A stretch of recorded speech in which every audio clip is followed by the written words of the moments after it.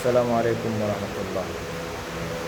দেশের পরিস্থিতি যদি ভালো হয়, রাষ্ট্র শান্তি শৃঙ্খলাভাবে চলে, দেশে এবং প্রবাসে প্রতিটি মানুষের জন্য ভালো।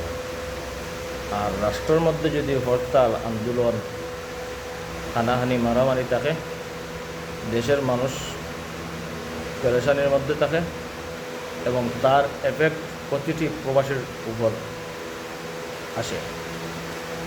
তো বর্তমানে যেটা শুরু হয়েছে, হাসিনার দেখানো পথ, আন্দোলনকারীর দমন করা বা লুটপাট এবং মামলা না নেওয়া। আর সবচেয়ে বড় হইল কি,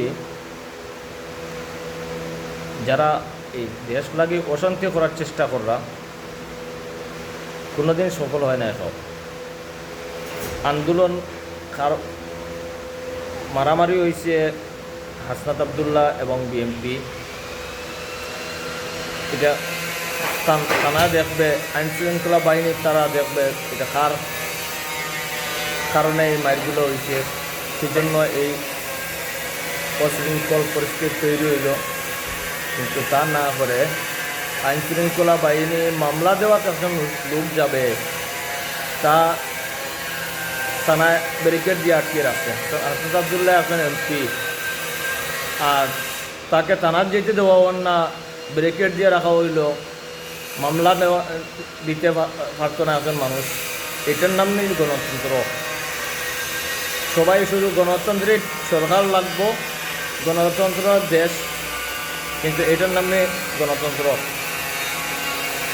যারা ইসলামিক রাষ্ট্র ব্যবস্থাকে প্রত্যাখ্যান করে সবসময় গণতন্ত্র দুয়াই দেন, তাদের কাছে আমার প্রশ্ন, এটার নাম কি গণতন্ত্র?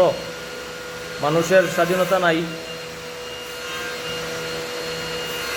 তাহলে সর্বোচ্চ বেটার ভালো হইল ইসলামিক রাষ্ট্র এবং কোরআনের আইন।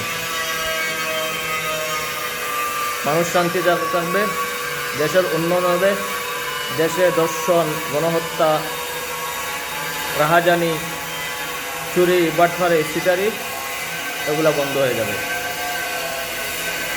আর গণতন্ত্রের নাম দিয়ে সন্ত্রাসী চলবে না।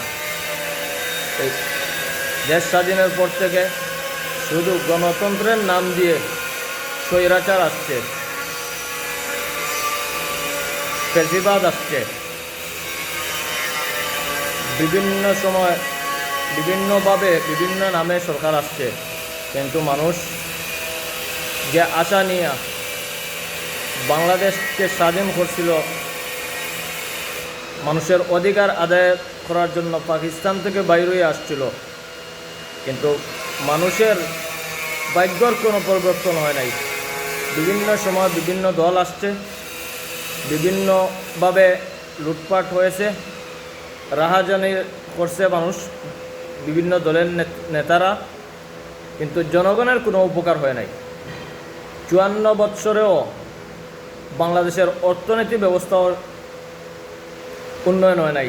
আইনশৃঙ্খলা পরিস্থিতির দিন দিন অবনতি হচ্ছে। যে সরকার যায় তার চেয়ে ডাকাত আরও সরকার হয়, যে সরকার যায় তার চেয়ে বাদ আরও সরকার হয়। এটার নাম নেই রাজনীতি, এটার নাম হচ্ছে গণতন্ত্র। না প্রবাসীদের কোনো সুযোগ সুবিধা, না দেশের জনগণের কোনো সুযোগ সুবিধা, না অর্থনীতির সুবিধা হচ্ছে দেশে।